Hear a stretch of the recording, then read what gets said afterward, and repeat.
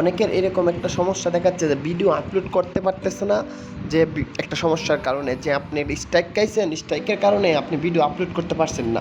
এখন চিন্তায় আছেন যে কবে এটা চালু হবে, আপনি কবে থেকে যে আপনি আপলোড করতে পারবেন ভিডিওগুলো। আমরা সমস্যাটা আপনাকে দেখাচ্ছি যে আমরা একটা ভিডিও আপলোড করলাম, যে আমরা ডেসক্রিপশনে সব ফিল আপ করে একটা ভিডিও আপলোড করে আপনাকে দেখাচ্ছি। এমনিতে একটা ডেমো নাম দিলাম, দিয়ে দেওয়ার পর আমরা আপলোড করলাম।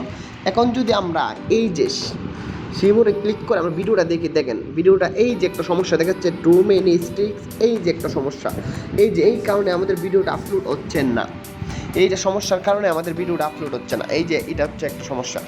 এখন আমরা এটা কবে খুলবে, কই দিন টাইম আছে, কীভাবে দেখব, এটা আমরা সমস্যাটা আপনার এই যে সমাধান করে আপনাকে দেখাবো যে এইটা আসলে কেন আসে। এটা আপনার স্ট্রাইক কারণে আপনি 7 দিনের জন্য স্ট্রাইক দিছে, 7 দিনের ভিতর ভিডিও আপলোড করতে পারবেন না, কিংবা আপনি কোনো পোস্ট করতে পারবেন না এই 7 দিনের জন্য।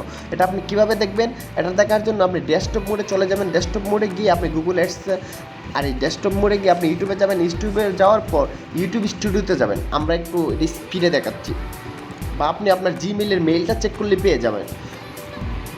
তো আমরা ইউটিউব স্টুডিওয়ে গেলাম, ডেস্কটপ মোডে গেলাম, যাওয়ার পর আপনি কি এই যে কপিরাইট যে অপশনটা আছে, কপিরাইট অপশনে আপনি চলে যাবেন।